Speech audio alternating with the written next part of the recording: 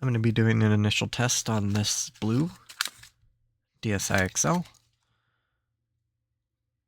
Serial number WW416951354. Battery life 4 hours 20 minutes. Not bad. So let me first turn it on, check the screen, see if there's any debris underneath the digitizer and the lens. That is a new digitizer.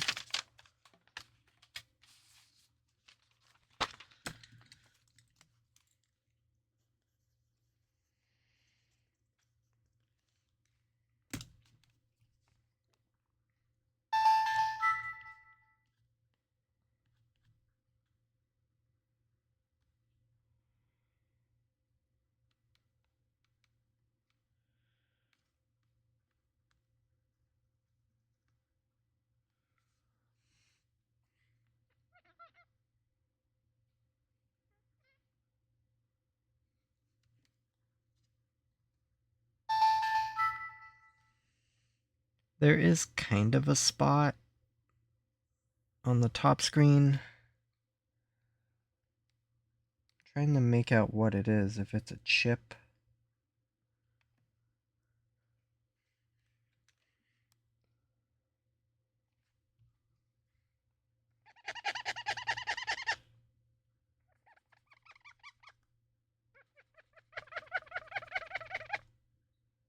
It's very hard to see.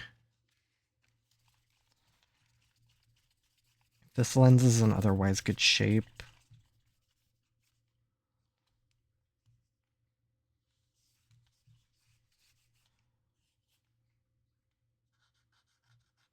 Ugh. I don't know why there's like adhesive up there. Just gonna grab a Q-tip and some distilled water.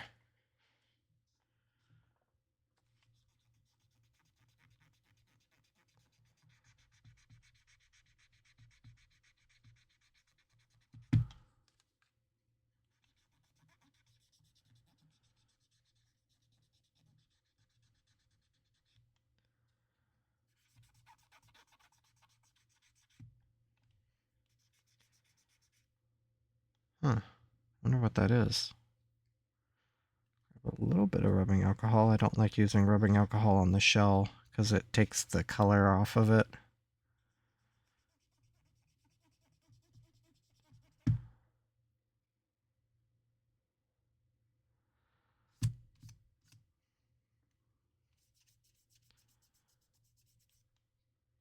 That's better.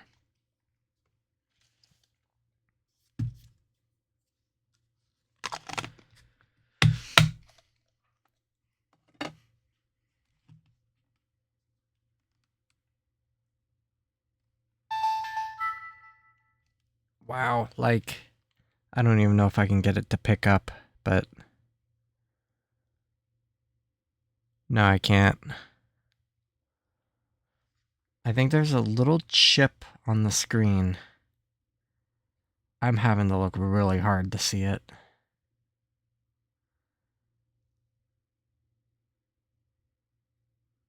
It's like right below the icon. Should be right in there somewhere.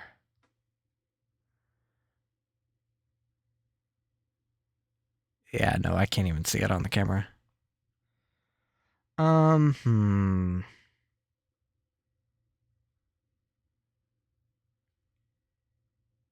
screen's fine.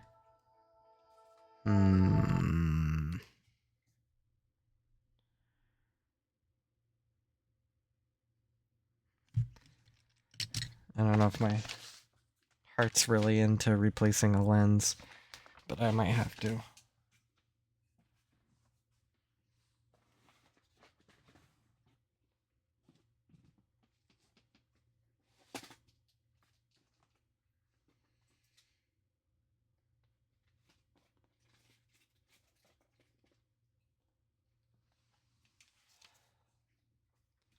I'm gonna see if I can recycle one.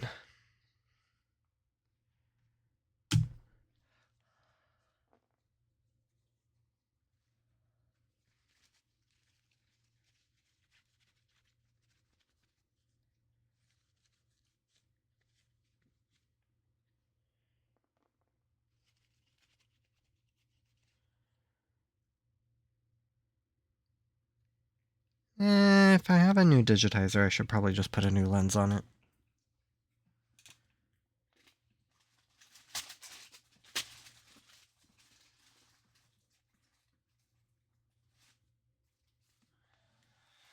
I mean, why else would I be buying all these brand new lenses if I don't use them?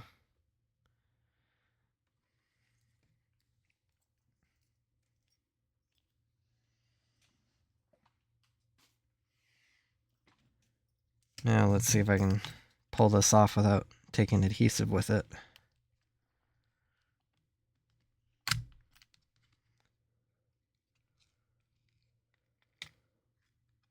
Sometimes I get lucky.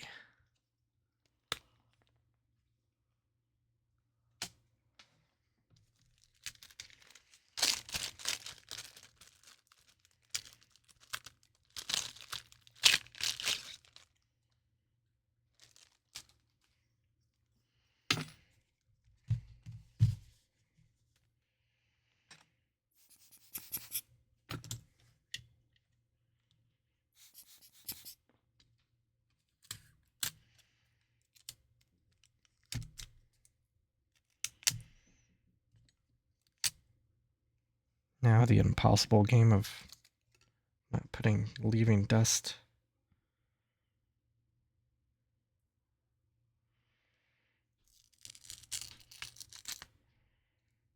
And also peeling this off.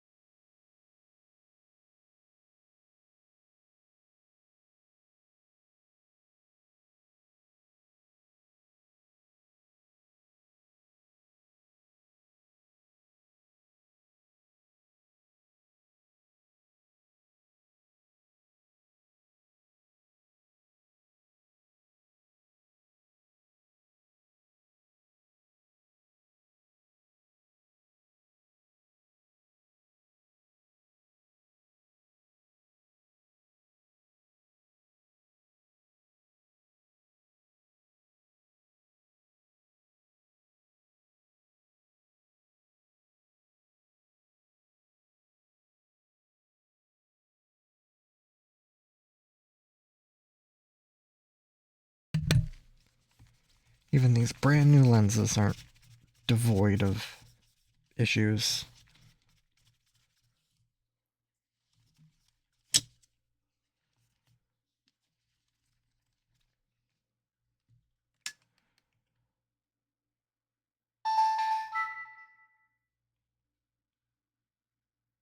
But at least there's nothing blocking the LCD.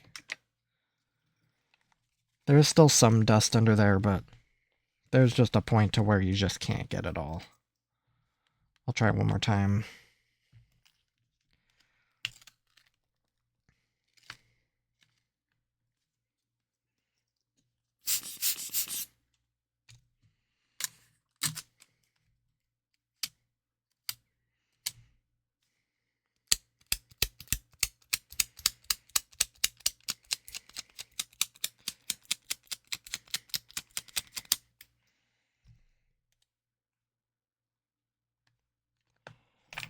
Try as I might, it's a losing battle.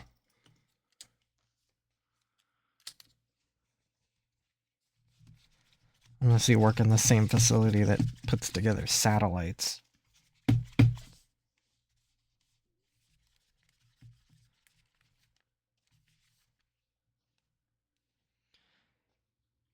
I did notice the lens is a lighter color blue than the shell. It's not horrible. It's a little strange. A little, I guess, different. I wasn't expecting it to be, but this is just the type of things you would expect from a third party, I suppose.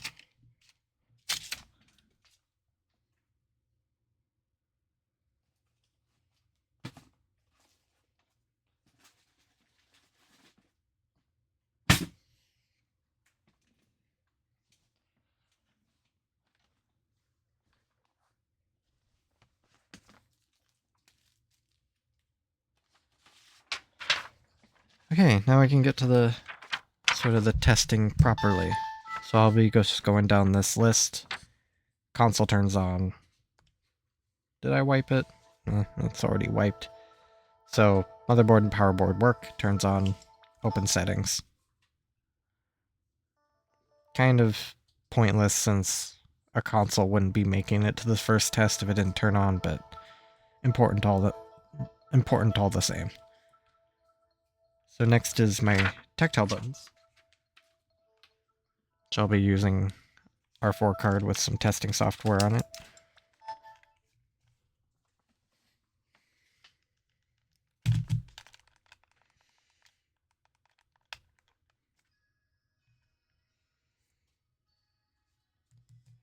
And since this has a new digitizer on it, the texture of these third-party digitizers, I just don't want to scratch it up before I get a screen protector on it, so I'm going to skip the screen testing for the touchscreen. So for now, we'll just do the tactile buttons, which I'll just press a couple dozen times or so, and just see if the rhythm of my pressing matches the light that pops up.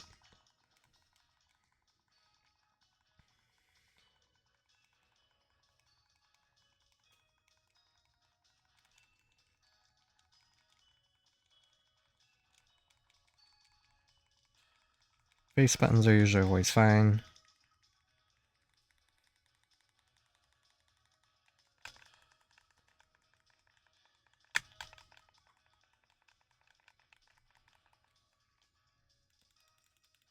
Usually the problems with the shoulder button. R looks like it's doing pretty good so far. L looks the same.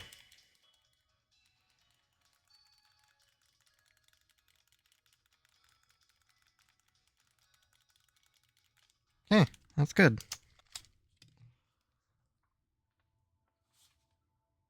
Next is formally the touchscreen. What I'll do is just do a touchscreen calibration. That's a pretty good, way to get a good sense if the touchscreen's good or not. If you only have to do it once, then at least as far as the calibration is concerned, the touchscreen's good. So I'm just going to assume that the touchscreen is good until I get a screen protector on it and I can actually do a proper test on it. speakers, microphone, and headphone jack. So I'm going to combo this with the SD card slot. Go into DSI sounds. And basically what I'm just going to be doing is loading up a song and playing that over the speakers and over my headphone jack. I verify that this microphone works before I put these consoles together. I also saw my voice triggering the waveform. So I know the microphone works. Just gonna plug in headphones, check both channels.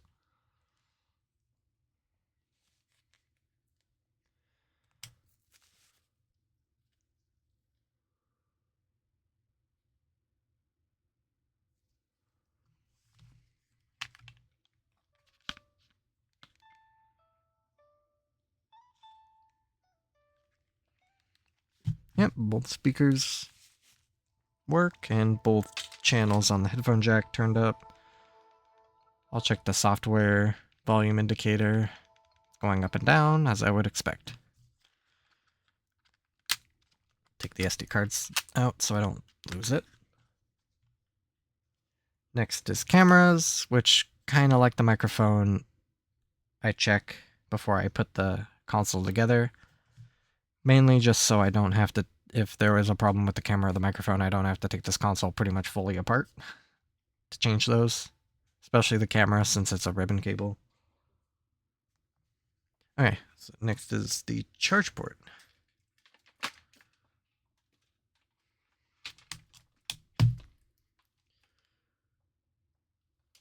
Now this console performed a full battery test, so I know that it does charge the full. It wouldn't get to 4 hours and 20 minutes if it wasn't charging. So I have a USB tester right here. Basically what I'll do is plug it in as normal. Solid orange light.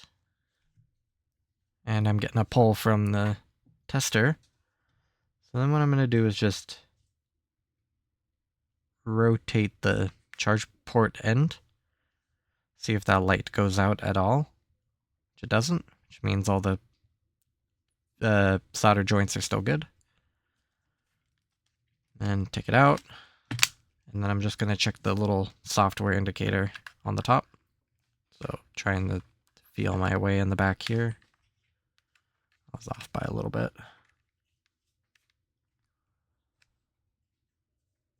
Software indicator turns on. USB tester is saying it's pulling. So the charging system is good.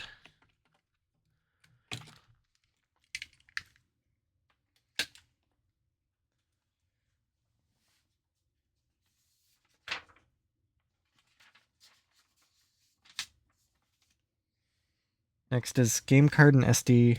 I already tested the SD and it ran fine. I usually only test one SD card. If it reads, it reads. Not many. I assume that the SD card slot isn't used that often, or an SD card goes in once and is just there for the remaining life of the console, unlike the game card slots, which you could be cycling out tens of games. So what I'll do is just have a stack of shovelware games. So I'll start with Crafting Mama. This is usually, I think this is my best condition shovelware game. So this one, if I can't read this one, there's really a problem. So all I'll do is insert it like normal. Pops up immediately. I'll put a little bit of pressure on it and just shift it from side to side. Just like if you were to accidentally bump it. Basically seeing if it disappears from the menu, which it doesn't. And then give it a couple whacks with onto my palm to see if it disappears, which it doesn't. I'll move on to Bejeweled 3, do the same thing.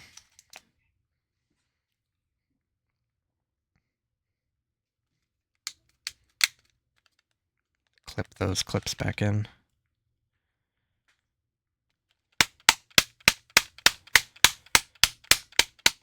Good. Dog Whisperer has been giving a couple of my consoles kind of a hard time. Clipped it in. It's not showing up. That might be that game. Like there might be something wrong with this game, or maybe these pins are just getting a little grody.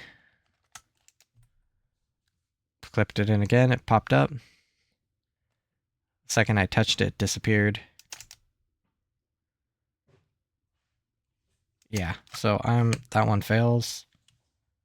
SpongeBob.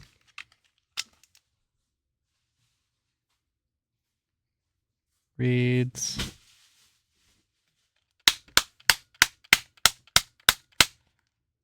Good. Wonder Pets.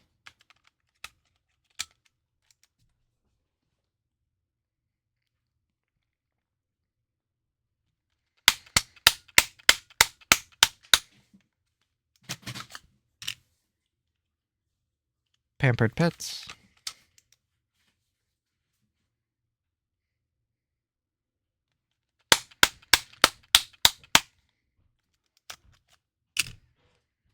Go Diego Go.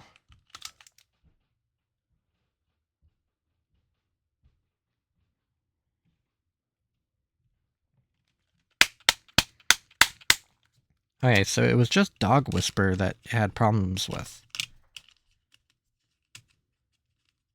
So because I couldn't repeat that sort of the card blipping out and it's just one game, I'll still pass this console because it could just be an anomaly with this game card.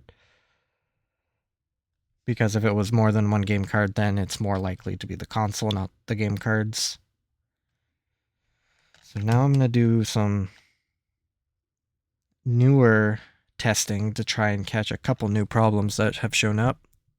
I'm going to be looking for image retention. I assume I haven't done this one yet. It'll be just keeping the console on this screen for about 90 seconds or so. And then swapping over to the settings menu to see if any of these UI elements or the checkerboard background appears in the settings menu.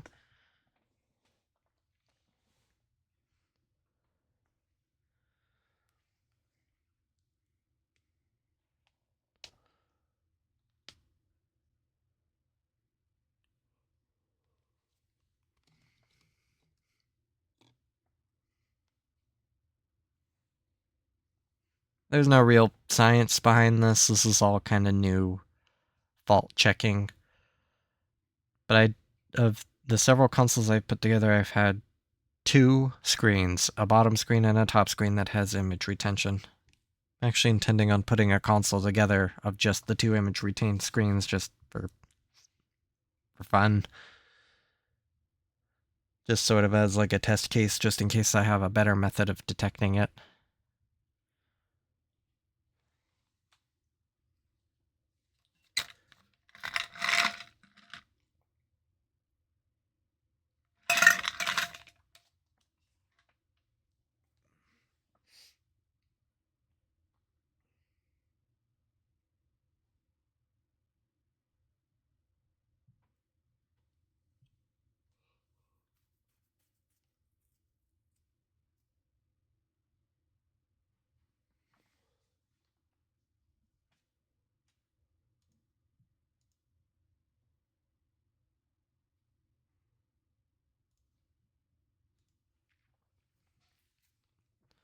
Yeah, it's been 2 or so minutes.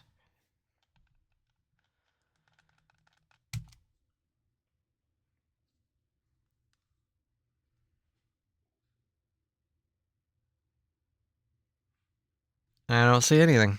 Both screens are nice and clear. It's pretty obvious if it is retaining, like you'll see it, you would be able to see it basically just from here.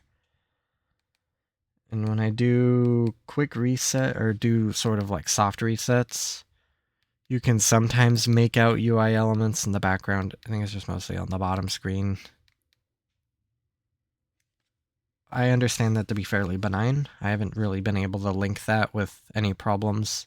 Some consoles are worse than others, but none of them retain the image. So, lastly, I'll be checking the sleep mode of these console, or this console specifically. This is kind of a weird process that I didn't want to do that. I'm having a console being shipped to me that will come out of sleep when it's basically closed or open just a little bit, which I've never heard of. The little surface mounted component that's responsible for sleep is triggered by the magnets in the speaker, so unless that component's wearing out, which I've never heard of before, there's no reason for me to believe. Well, not to say there's no reason for me not to believe it, just I have no idea how it could happen.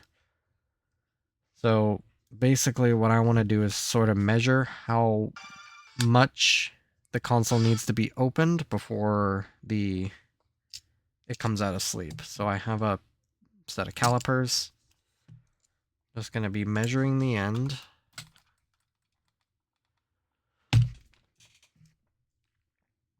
Gotta put it on my microfiber cloth and then lift it up via the little rubber stopper for the top screen. So I'll close it. I'll open it fairly quickly until it kicks out of sleep. Close it slowly until it goes back into sleep, and then open it very slowly. There. 16 millimeters. I think this one was my low-end one. Low-end meaning that was the lowest measurement I was able to grab when I just tested all of my consoles that I had put together. Now, kind of to put that into context, like 16 millimeters, that's quite a bit for the console to be opened.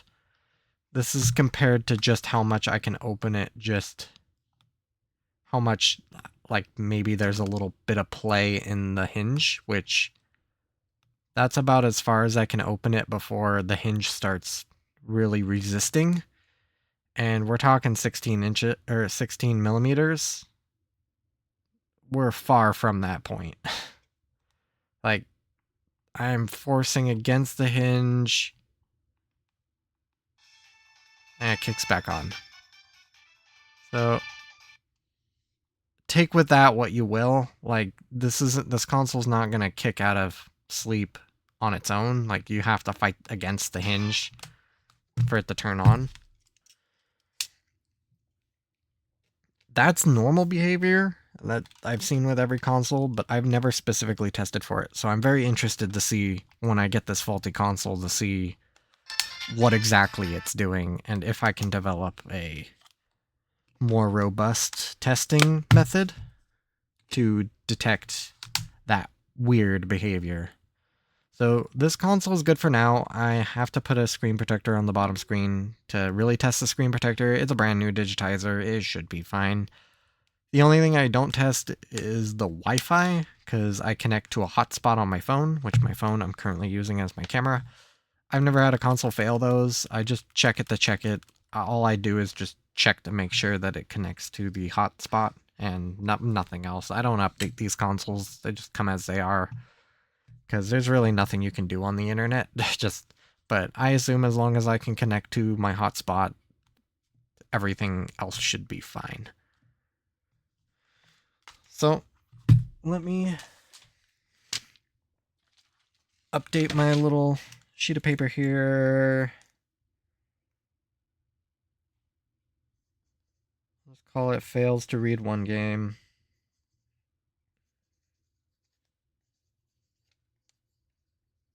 Fails to read one game, but as far as test 1 is concerned, since it was just one game that it failed, it could just be that game in particular. I'll pass it. But just because it was an issue with the game card, I will clean it. This is the second time I've done an initial test today, so I'm kind of getting my wires jumbled whether or not I've done this already. I don't think I have. Especially when I do two blue consoles, one after another, they kind of jumbles together. So what I did is just load it up, or just sort of drizzled rubbing alcohol on the game card pins, and now I'm just taking it in and out of the console very quickly. The rubbing alcohol does sometimes mess with the mechanism where it won't kick the card back out, but once it all dries, it goes back to normal. And what hopefully is somewhat obvious, I wouldn't do this with a game you care about because it's adding an unnecessary friction on the pins, and the rubbing alcohol can sometimes wrap around and get onto the label, which it is already. So I use these shovelware games for testing. A lot of alcohol has been going on them, and the labels haven't had any problems, but I definitely would not test that theory. Since rubbing alcohol is pretty good at softening adhesive, and it wouldn't surprise me if it dulled the colors. Like, you can kind of see how it's penetrating the label a little. This might not be a good example, but you kind of get what I mean. I did that, and I don't test it immediately after. Even when the rubbing alcohol dries, it's 91%, it dries very quickly. I've had it where I get false positives, and then I go to test it the next day, and it starts displaying the same issues. Those consoles were in, I would say those game card slots were in much worse shape than this, where multiple cards were failing. So I was using the Dog Whisperer to clean it with, so hopefully that also cleaned the Dog Whisperer. Sort of a dual cleaning, so to speak.